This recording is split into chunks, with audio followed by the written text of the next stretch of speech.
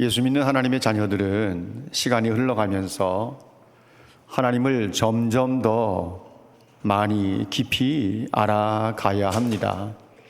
하나님이 누구시며 하나님이 어떤 분이신지 그분을 아는 것만큼 그분을 사랑할 수가 있고 그분을 경외할 수 있기 때문입니다.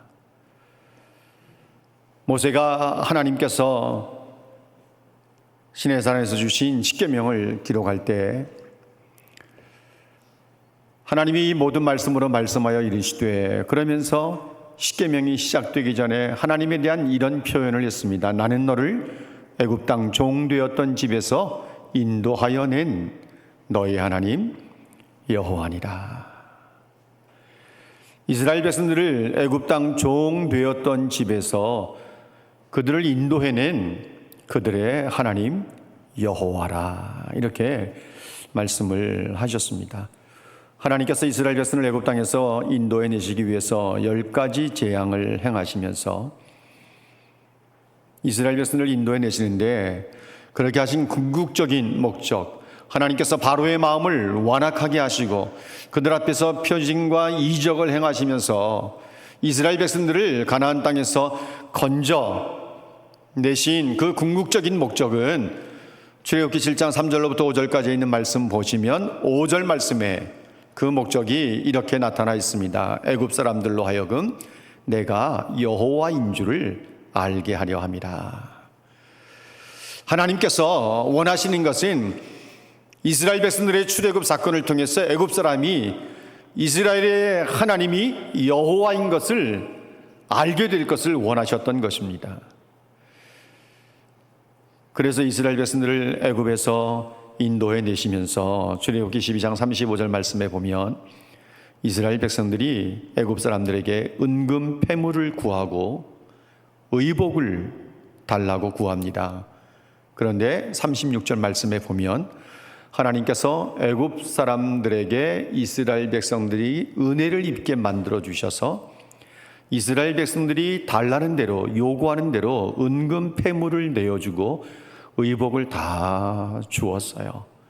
그래서 그것을 취하였더라. 그들이 애굽 사람의 물품을 취하였더라. 이렇게 번역을 했습니다. 새 번역에서는 빼앗아 가지고 갔더라, 이렇게 번역을 했어요. 이스라엘 백성들이 애굽 사람들에게 요구해서 애굽 사람들이 은금 패물과 의복을 주었는데 그것을 빼앗아 가지고 갔다, 이렇게 번역을 했습니다. 여러분, 이 애굽 사람들은 그 당시 초강대국에 살고 있는 사람들이에요. 그들에게 히브리 민족을 긍휼히 여기는 자비로운 마음이 있었기 때문에 그들이 달라는 대로 은금 패물을 내어주고 의복을 내어줬을까요? 출애굽기 12장 36절 말씀을 다시 한번 띄워줘 보실래요? 뭐라고 어떻게 되어 있는가 하면 여호와께서 애굽 사람들에게 이스라엘 백성에게 은혜를 입히게 하사, 이렇게 하셨어요. 그러니까 하나님께서 애굽 사람들로 하여금 이스라엘 백성들이 달라는 대로 은금 패물 의복을 내어 주게 하셨다는 것입니다. 하나님이 하신 거예요. 바울은 아덴에 가서 복음을 전하면서 하나님이 어떤 분이신가를 이야기할 때에 만민에게 생명을 주시고 호흡을 주시고 만물을 주시는 분이시라고 설교했습니다. 생명을 주시고 호흡을 주시고 모든 것을 주시는 분이라고 이렇게 설교를 했습니다. 하나님은 세상을 만드시고 세상을 주관하시는 분이십니다. 사람을 완악하게도 하시고 남을 불쌍히 여기는 마음을 갖게도 하시고, 이스라엘 백성들을 애굽 땅 종되었던 집에서 430년의 삶을 끝내게 하셔서 아브라함과 이삭과 야곱, 그들의 조상들에게 언약하신 그 언약을 기억하셔서 모세를 세우셔서 이스라엘 백성들을 애굽 땅에서 인도해 내신 하나님이시고, 우리들에게도 생명을 주시고 호흡을 주시고 모든 것을 주시는 일을 지금도 하고 계십니다. 오늘 말씀에 보면 엘리사가 등장하고요. 아람 왕, 시리아 왕이라고 하는 베나닷이라고 하는 왕이 등장하고 그의 신하 하사엘이 등장하는데, 베나닷이 병들어 죽을 지경이 되었다가 살아나게 되는데 그가 반드시 죽게 되리라고 하는 이 말씀, 또 그 일에 하사엘이라고 하는 베나닷이 신임하는 신하가 또 주도권을 쥐고 움직였다고 하는 이 이야기가 굳이 이 열왕기상하의 관점에서 볼 때 여기에 기록될 필요가 있었을까? 우리는 이런 생각을 할 수 있습니다. 그런데 열왕기상하는 이 사건을 통해서 하나님이 어떤 분이신가를 말씀하고 싶었던 것입니다. 그러면서 우리가 뒤에 가서 살펴보겠지만 이 열왕기서는 본래 상하로 구분되어 있는 것이 아니라 하나의 책이었는데 열왕기상과 열왕기하로 나뉘어지게 되는 것이죠. 이 열왕기서의 1차적인 독자들은 애굽 땅의 포로로 끌려가서 정말 430년의 삶을 정리하고 나왔던 이스라엘 백성들의 후손들이에요. 그들이 어디에 있습니까? 지금 바벨론 땅의 포로로 끌려가 있는 사람들이에요. 그들이 열왕기서의 독자들이에요. 그리고 그 땅에서의 삶을 정리하고 조국으로 돌아와서 스룹바벨과 에스라와 느헤미야의 인도 속에 하나님이 원하시는 삶을 새롭게 살아가려고 다짐하고 삶을 시작한 백성들이 실은 열왕기서의 독자들이에요. 그 독자들을 염두에 두고 열왕기사가가 오늘의 이 사건을 기록을 하고 있는 것입니다. 아람 왕, 시리아 왕 베나닷은 병에 걸려서 실은 죽을지 살지를 알지 못할 정도로 깊어졌습니다. 그런데 누군가가 말해주기를 하나님의 사람이 다메섹에 지금 와 있습니다. 이러는 거예요. 이런 이야기를 들었습니다. 이 베나닷은요, 베나닷 2세예요. 베나닷이라고 하는 이름은 벤, 아들이라는 뜻을 가지고 있고 하닷이 이름인데 하닷의 아들, 이런 의미를 가지고 있어요. 그래서 이것이 그의 본래 이름이 아닌 것이죠. 이 베나닷은 베나닷 2세로 알려졌는데 주전 860년부터 842년까지 시리아 땅을 통치한 왕입니다. 8절 말씀을 보시면 이 베나닷이 자기가 신임하던 신하 하사엘에게 이렇게 말합니다. 너는 손에 예물을 가지고 하나님의 사람을 맞이하여 내가 이 병에서 살아나겠는지 여호와께 물어달라고 부탁을 해라. 그러면서 하사엘을 엘리사에게, 하나님의 사람에게 보내는 것입니다. 여러분, 여기서 우리가 주목할 부분이 있습니다. 여기 8절 말씀에 보면 베나닷은 엘리사를 가리켜서 하나님의 사람이라고 말합니다. 사실 엘리사와 베나닷 사이에는 연이 있어요. 인연이 있어요. 왜 그런가 하면 베나닷의 신하요 군대 장관이었던 나만의 나병을 고쳐준 사람이 엘리사 아닙니까? 이스라엘을 정복하기 위해서 수시로 군대를 보내는데 가는 곳곳마다 전략이 다 노출이 돼서 실패하기가 여러 번이고 이것이 반복되니까 베나닷은 자기 왕궁에 이 참모들 가운데 누군가 이스라엘과 내통하는 사람이 있는 것이 아니냐라고 생각했는데 그 중에 있는 한 사람이 이스라엘 땅에는 하나님의 사람이 있습니다. 엘리사라고 하는 사람이 우리가 여기에서 하는 이야기를 다 듣고 자기 왕에게 알려주기 때문에 우리의 작전이 번번이 실패하는 것입니다. 그래서 베나닷이 엘리사를 사로잡기 위해서 큰 군대를 도단성으로 보내지 않습니까? 엘리사는 이 아람 군대의 눈을 멀게 만들어서 그들을 데리고 어디까지 갔다 그랬어요? 사마리아 성 한가운데까지 그들을 데리고 가서 다시 하나님 앞에 기도하면서 그들의 눈이 보이게 만들었고, 그들은 사마리아 성 한가운데에 와 있는 것을 알고 이제는 꼼짝없이 죽었구나 생각했는데 베나닷 왕도 한 건 올리려고 엘리사에게 이 사람들을 죽일까요? 거듭거듭 물었지만 엘리사는 허락하지 않았고 이들을 잘 대접해서 다시 아람으로 돌려보냈기 때문에 베나닷 왕의 입장에서는 엘리사에게 빚을 진 사람이기도 합니다. 이런 인연이 있는 거예요. 그런데 이 엘리사가 지금 자기네 나라의 수도성에 이 다마스쿠스에 다메섹에 와 있다고 하니까 얼마나 놀랐겠습니까? 또 한편으로 생각할 때 그것은 복음이기도 합니다. 왜냐하면 자기는 죽을 병에 걸려서 지금 오늘 내일 하고 있는 상태니까 내가 살 것인지 죽을 것인지 너무너무 궁금한 가운데 있는데 하나님의 사람이 왔다고 하니까 자기 신하를 보내면서 그의 손에 예물을 가지고 하나님의 사람을 맞이하도록 한 것입니다.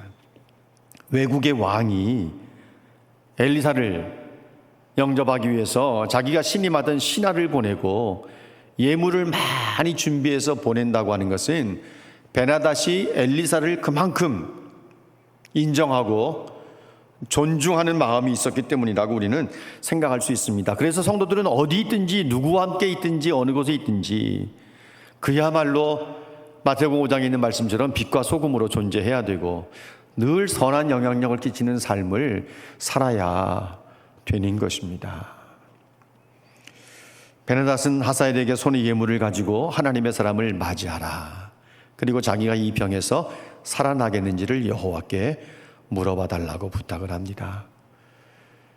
하사엘은 다메섹에서 나는 좋은 물품들을 잔뜩 준비해서 낙타 40마리의 그 등에다가 이 예물을 가득 실어서 엘리사를 찾아옵니다. 여러분, 낙타 40마리에게 예물을 준비했다는 것은 굉장한 양입니다. 엄청 많은 양의 예물을 준비한 것이죠. 낙타 한 마리가 한 수레라고 생각을 해보십시오. 40개, 수레 40개 예물을 담아서 간다? 오늘날에도 트럭 몇 분일지도 몰라요. 몇 차량대일지도 몰라요. 그런데 베나닷 마음속에는 하나님의 사람을 극진히 섬기고자 하는 마음이 있었을 겁니다.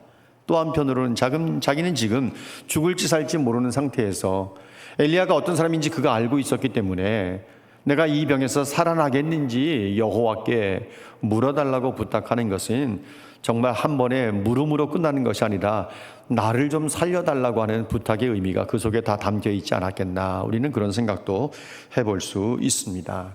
여러분, 9절 말씀에 보면 하사엘이 엘리사를 찾아와서 뭐라고 말하는지 한번 좀 보세요. 당신의 아들 아람 왕 베나닷이 나를 당신에게 보냈습니다. 당신의 아들 아람 왕 베나닷이, 이런 표현을 합니다. 여러분, 한 나라의 왕이 이스라엘의 선지자를 향해서 당신의 아들이라고 말하고 아람 왕 베나닷이라고 하는 표현을 한다는 것이 쉬울까요? 쉽지 않습니다. 그런데 엘리사도 엘리야를 부를 때 내 아버지여 라고 불렀거든요. 이스라엘의 왕들도 엘리사를 부를 때 내 아버지여, 내 아버지 이렇게 불렀거든요. 근데 아람 왕이 어디서 그것을 리서치했는지 카피했는지 엘리사를 부를 때 당신의 아들 아람 왕 베나닷이라고 하는 칭호를 사용을 합니다. 사실 베나닷이 하사엘에게 엘리사를 만나면 너는 이렇게 말하라고 할 말을 그 입속에 넣어줬는지 그거는 정확하지 않습니다. 아니면 하사엘이 만드는 이야기인지도 사실 정확하지 않지만 우리는 베나닷의 이야기로 봐야 될 것입니다. 왜 이렇게 이야기했을까? 베나닷은 자기를 지금 한없이 낮추고 있는 것입니다. 겸손 모드예요. 완전히 겸손 모드예요. 그러면서도 간절한 모양새를 취하고 있는 것입니다. 베나닷은 지금 엘리사 앞에서 겸손한 모습과 간절한 마음으로 하나님의 뜻을 구하는 것입니다. 갑작스럽게 찾아오는 사고나 사건이나 재앙이나 이런 것들을 만나는 것은요, 인생의 교만을 꺾기 위한 하나님의 방법일 수 있다는 것을 우리는 놓치지 말아야 합니다. 베나닷의 콧대가 이렇게까지 낮아지지 않을 사람이에요. 그런데 하나님의 사람을 만나자 당신의 아들이라는 표현을 쓰면서 하나님의 사람이라고 부르면서 이렇게 말하고 있는 것은 지금 베나닷이 완전히 낮아진 상태인 것입니다. 교만을 버리고 있는 거죠. 그런데 때가 늦었습니다. 뭐라고 말합니까? 베나닷이 나으리라고 해라. 반드시 나으리라고 해라. 그런데 하나님께서 엘리사에게 또 하나 알려준 내용이 하나 있습니다. 그런데 그가 반드시 죽으리라고 하나님께서 내게 알게 해주셨다. 이런 말을 덧붙입니다. 하나님은 사람의 생사를 주관하십니다. 사람의 살고 죽는 것을 누가 주관해요? 하나님이 주관하십니다. 우리의 몸이 건강하면 오래 사는 것으로 일반적으로 생각하고 있지만 생명은 하나님이 주셔야 되는 것입니다. 하나님이 연장해 주셔야 오래 살 수 있는 것이죠.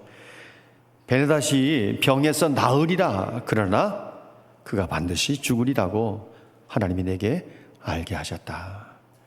이렇게 말합니다.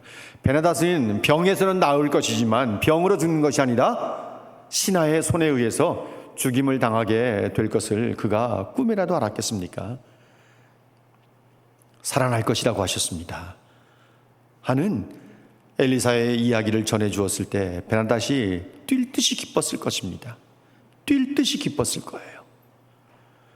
그렇지만 언젠지는 모르지만 반드시 죽으리라고 했는데 하사엘은 그 뒷말은 전하지 않지요. 베네닷이 하사엘에게 엘리사가 뭐라고 하더냐? 얼마나 궁금했겠습니까? 그리고 굉장한 기대감을 가졌을 겁니다.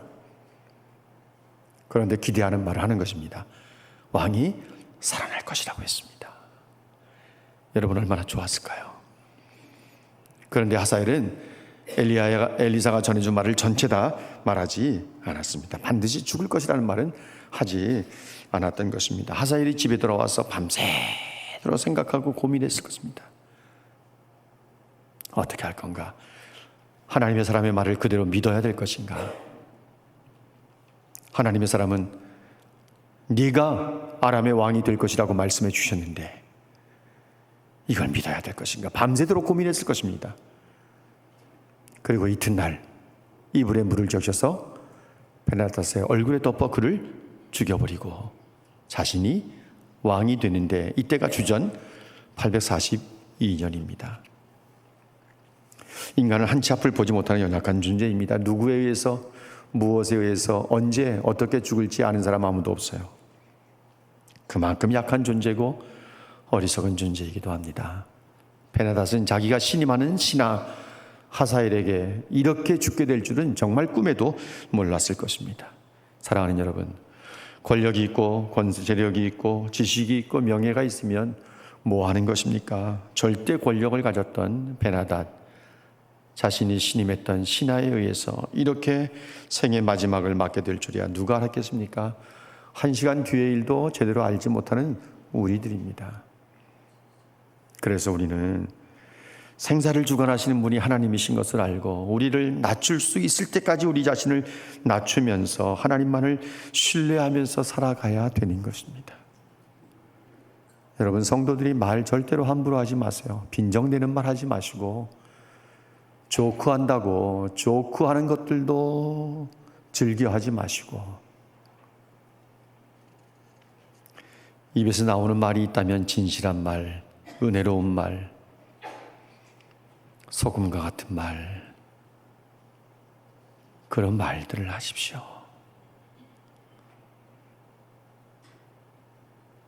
할 수만 있으면 덕을 세우는 말을 하십시오. 남이 들어서 정말 은혜롭다고 생각하고 그런 말들을 할 수 있어야 합니다. 엘리사는 하사엘이 부끄러워하기까지 쏘아보다가 갑자기 울기 시작합니다. 놀란 것은 하사엘이에요. 하사엘이 깜짝 놀라서 내 주여 어찌하여 우십니까? 엘리사는 하사엘이 이스라엘 자손들에게 얼마나 잔혹한 일을 행할 것인지 이미 알고 있었습니다. 그래서 그를 쏘아보다가 그냥 울어버리는 거예요. 하사엘이 너무 놀라서 내 주여 어찌하여 우십니까? 네가 이스라엘 자손들에게 성을 불사르고 장정을 죽이고 아이들을 매대기 치고 임산부의 배를 가를 거다. 당신의 개 같은 종이 어떻게 이런 일을 할 수 있겠습니까? 하사엘은 그렇게 반응을 합니다. 당신의 개 같은 종이 무엇이기에 이런 큰 일을 하겠습니까? 엘리사는 뭐라고 대답해요? 네가 아람 왕이 될 것을 여호와께서 내게 알게 하셨느니라. 하나님은 인생의 높아지심과 낮아지심을 주관하시는 분이십니다. 하사엘은 엘리사에게 당신의 개 같은 종이 무엇이기에 이런 일을 하겠느냐고 하는 표현을 합니다. 일부 주석가들은요, 엘리사가 하사엘에게 왕을 죽일 빌미를 주었다고 말합니다. 왕을 죽일 생각이 없는데 하사엘에게 네가 아람 왕이 될 것을 하나님이 내게 알려주셨어 라고 하는 말을 들음으로써 하사엘이 아람 왕 베나닷을 죽일 빌미를 주었다는 거예요. 그러나 여러분 생각해 보세요. 선지자에게서 네가 아람의 왕이 될 것이라고 하나님께서 내게 말씀해 주셨다라고 하는 말을 들은 지 하루가 지난 뒤에 왕을 죽이는 이런 역모를 거행할 수 있습니까? 얼마나 심장이 강하길래.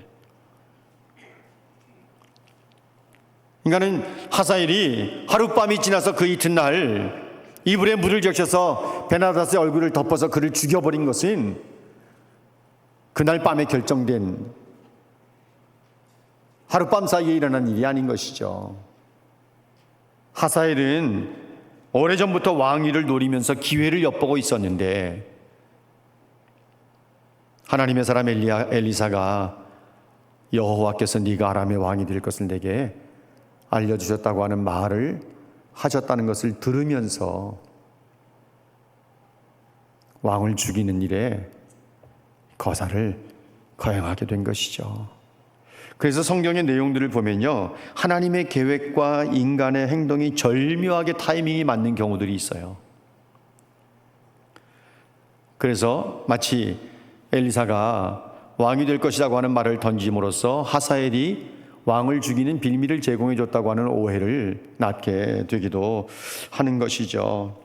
엘리야가 갈멜산에서 능력 대결에서 영적으로 승리를 한 이후에 이세벨이 내일 이맘때까지 엘리야가 살아있으면 신들이 내게 벌 위에 벌을 내리기를 원한다고 말하는 말이 전달되었고, 엘리야가 두려워서 이스라엘의 경계가 되는 저 남쪽 브엘세발까지 도망하고 거기서도 부족해서 광야로 들어가서 로뎀나무 아래 누워서 내 생명이 넉넉하니까 죽여달라고 기도하지 않습니까? 그러면서 천사가 주는 이제 음식을 먹고 힘을 얻어서 호렙산으로 달려가서 한 동굴 속에 있을 때 하나님께서 그를 찾아오셔서 그에게 다시 사명을 주십니다. 그것이 열왕기상 19장 15절 16절인데 15절 말씀을 좀 한번 보실까요? 열왕기상 19장 15절 말씀 화면에 띄워주세요. 여호와께서 그에게 이르시되 엘리야에게 말씀하신 내용입니다. 너는 내 길을 돌이켜 광야를 통하여 어디에 가서 다메섹에 가서 이르거든 하사엘에게 기름을 부어 아람의 왕이 되게 하고. 이미 하나님께서는 엘리야 때 엘리야에게 사명을 주셨는데 그 사명이 뭐예요? 하사엘에게 기름을 부어서 아람의 왕이 되게 하라는 것입니다. 그런데 엘리야 때는 이 타이밍이 맞지 않았는지 엘리야가 하사엘에게 기름을 부었다는 성경의 기록은 없습니다. 다메섹에 가서 하사엘에게 기름을 부은 것으로 우리가 생각해 본다면 그것을 위해서 엘리사가 지금 다메섹을 방문한 것으로 우리가 볼 수 있는 것이죠. 엘리야가 하사엘에게 기름을 부어 아람의 왕이 되게 하라고 하는 하나님의 명령을 들었지만 엘리야는 그 부분에 할 수가 없었고 그 사역을 누가 하는가 하면 엘리사에게 옮겨와서 엘리사가 지금 다메섹을 찾아 하사엘에게 왕이 될 것을 말씀하면서 그에게 기름을 어느 순간에 부었을 것이라고 우리는 생각할 수 있습니다. 여러분, 하나님은 인생을 높이기도 하시고 낮추기도 하시는 분인데 한나의 고백을 좀 들어볼 필요가 있습니다. 열왕기상 2장 6절 7절 말씀을 화면을 좀 보십시오. 여호와는 죽이기도 하시고 살리기도 하시며 수월에 내리기도 하시고 거기에서 올리기도 하시는도다. 7절 말씀 같이 읽을까요? 다 같이 읽습니다. 시작. 여호와는 가난하게도 하시고 부하게도 하시며 낮추기도 하시고 높이기도 하시는도다. 힘으로는 하나님을 이길 사람이 없으며 한나는 계속해서 그렇게 말합니다.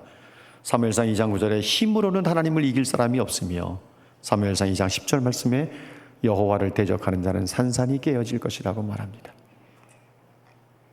여러분, 힘 있다고 큰 소리 치다가는 큰 코 당합니다. 성도들에게 하나님을 알아야 된다고 하는 이 말씀이 얼마나 소중한지 몰라요. 절대 어깨에 힘도 주지 말고 목 세우지도 말고 큰 소리 치지도 말고 하나님 앞에서 성도들이 모인 가운데서 잠잠히 있어야 되는 것이고, 말을 한다면 정말 은혜로운 말, 덕스러운 말, 소금을 뿌리듯 하는 말, 모든 사람들을 격려하는 말들을 할 수 있어야 되는 것이죠. 엘리사가 하사엘을 쏘아보다가 울었다고 하지 않습니까? 그때 하사엘은 너무 놀래가지고 내 주에 어찌하여 우십니까? 라고 이야기할 때 엘리사가 했던 말들, 우리가 이미 12절을 지나왔지만 12절 말씀을 다시 한번 보실래요? 그리고 눈으로 한번 빠르게 스케치, 여러분들이 성경을 보세요. 화면에 올라왔네. 다행이네. 화면 보시죠. 그게 더 좋을 것 같습니다. 뭐라고 말해요? 엘리사가 내가 이스라엘 자손에게 행할 모든 악을 내가 알기 때문이다. 그들의 성에 불을 지르고 장정을 칼로 죽이고 어린아이를 맺히며 아이벤 부녀를 칼로 가르겠다는 거죠. 이스라엘 자손들에게 행할 이 무서운 잔혹한 일들을 하사엘이 할 것이라는 것을 엘리사는 알았기 때문에 하사엘을 쏘아보다가 눈물을 흘릴 수밖에 없었던 것입니다. 하사엘이 얼마나 무서운 짓을 저질렀는 줄 아세요? 10장에 넘어가서 봅니다. 10장 32절 33절 말씀을 화면에 띄워주시기를 바랍니다. 열왕기하 10장 32절, 이때 여호와께서 이스라엘에서 땅을 잘라내기 시작하시매, 여러분 이 표현, 이스라엘 백성들이 북이스라엘이 하나님 앞에 범죄하면서요, 르우벤, 갓, 므낫세 지파 자손들이 살고 있었던 길르앗 땅을 먼저 이방인들에게 잘라주십니다. 그것을 누가 정복해요? 아람의 하사엘이 빼앗습니다. 그러면서 그 땅의 성을 불자르고 장정들을 죽이고 어린 아이들을 패대기 치면서 임산부들의 배를 가르는 것입니다. 그래서 르우벤 자손, 갓 자손, 므낫세 반지파 자손들이 받았던 그 길르앗 땅을 아람의 하사엘 왕에게 빼앗기게 되는 것이고, 나중에 그것이 아수르에게 다 넘어가게 되고, 또 나중에는 그야말로 바벨론 사람들에게 완전히 정복을 당하게 되는 것이고, 페르시아에게 뺏기게 되고, 그리고 헬라 제국에 뺏기게 되고, 나중에는 로마에 의해서 정복을 당하게 되는 것이죠. 우리가 이 내용을 쭉 보면 하나님께서 이방의 왕을 주관하실 뿐만 아니라 이방인의 세계까지 다 다스리고 계신다, 주관하고 계신다는 하나님의 모습을 우리가 여기에서 또 볼 수 있는 거예요. 하나님께서 하사엘 같은 악한 놈을 세워서 왜 하나님의 백성들을 죽이게 하시느냐는 거죠. 그런데 하나님께서는 이미 오래전에 하사엘이 베나닷의 뒤를 이어서 아람의 왕이 될 것을 엘리야에게 말씀을 해 주셨어요. 그에게 기름을 부어서 아람의 왕이 될 것을 말씀해 주신 거예요. 그러면 하사엘 같은 놈을 왜 하나님께서 왕으로 세우시느냐는 것입니다. 왜 왕으로 세우신 줄 아세요? 하나님의 백성들이 하나님을 점점 멀리 떠나 살기 때문에 그 하나님의 백성들을 징벌하시기 위해서 이방인의 왕 하사엘을 왕으로 세우시는 거예요. 그를 들어서 길르앗 땅의 두 지파 반지파를 없애버리시는 거예요.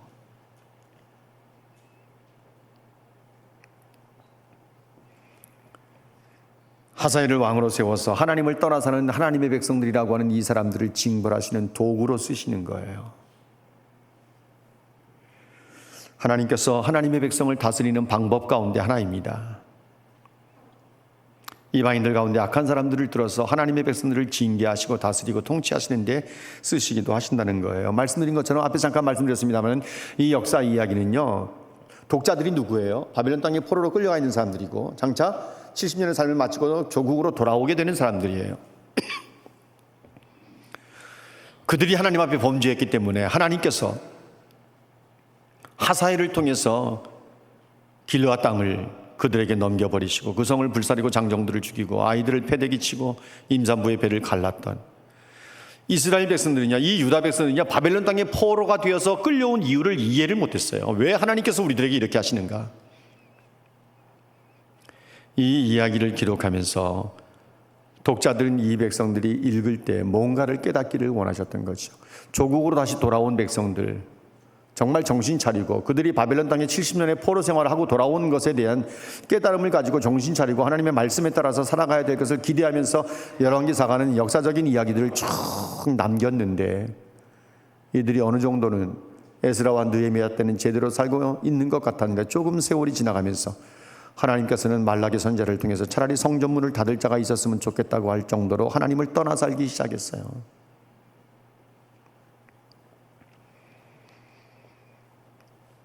엘리야는 이것을 보니까 눈에서 눈물을 쏟지 않을 수가 없었던 거죠. 자기 민족이 망하게 된다고 하는 것, 하사엘에게 짓밟힘을 당하면서 임산부들의 배를 가르게 될 것이라고 하는 것,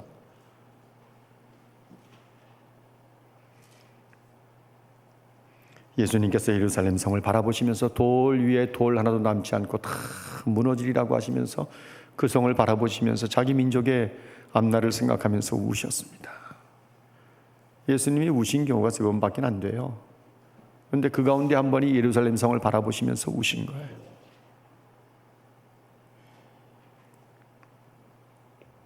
민족을 바라보니 너무 마음이 아프신 거죠. 빛 대신 예수께서 자기 백성들에게 오셨는데도 알지 못하고 자기 땅에 오셨는데도 알지 못하고 결국은 십자가에 못 박아 죽여버리는 이 백성들의 무지함, 하나님께서는 아들을 이 땅에 보내셨는데 그 아들이 자기 백성들이 사는 예루살렘 성을 바라볼 때 무너지는 것이 눈앞에 보이니까 우실 수밖에 없었던 거예요. 엘리사가 자기 민족을 바라보면서 하사엘이 저지를 만행을 생각하면서 울었던 것처럼 주님께서 로마에 의해서 짓밟힘을 당하고 1900년이라고 하는 그 세월을 디아스포라로 살아가야 되는 이스라엘 백성들, 1948년 5월 14일에 그들이 독립을 이루기까지 그들은 약 1900년 동안 전 세계에 흩어진 디아스포라로 살았습니다. 그런 이후에 시오니즘 운동을 통해서 이스라엘로 돌아오게 된 것이죠. 사랑하는 여러분, 우리는 어떻습니까? 이제 우리는 하나님의 백성으로서 이 나라를 보면서 울어야 합니다. 우리의 죄악을 고백하면서 울어야 되고, 이 나라와 이 민족을 살려달라고 울어야 되고, 우리의 자손들이, 다음 세대뿐만 아니라 우리의 자손들이 대대로 하나님을 아버지라고 부르고 믿음 생활할 수 있는 나라를 만들어 달라고 우리는 이 나라와 민족을 보면서 울어야 할 차례입니다. 사랑하는 여러분, 믿음의 눈을 분명하게 뜨셔서 우리의 삶의 배후에서 우리의 삶을 주관하시고 세상의 모든 것을 주관하시는 하나님 한 분만을 바라보시고 그 하나님만을 신뢰하면서 살아가는 하나님의 백성들이 되시기를 주님의 이름으로 축복합니다.